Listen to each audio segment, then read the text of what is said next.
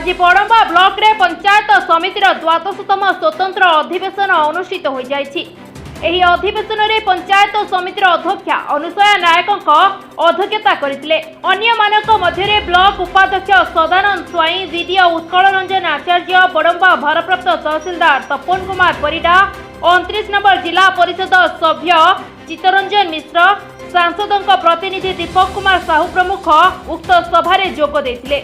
एही कार्यक्रम में बड़म्बा ब्लॉक समस्त सरपंच और समिति सभ्य जोगदे निजर मत रखिथिले।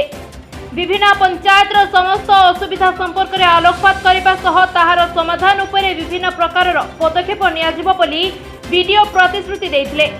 उक्त सभा चलित वर्षर शेष अधिवेशन बोली सूचना दिया जायछि। एहा परे सभा भंग करा जायतिला।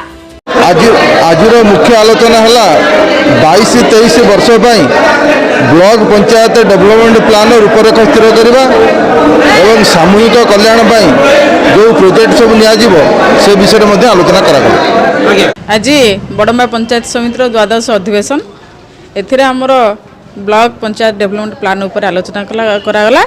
तेणु आम जहाँ विधि व्यवस्था अच्छी ताकू आधार करिकी सब आम प्रस्तुत रख जो खसड़ा प्रस्तुत करूँ। पंचायत समिति कार्यक्रम जमी उन्नतिमूलक कार्यक्रम चलता चलो। Report Susambad live.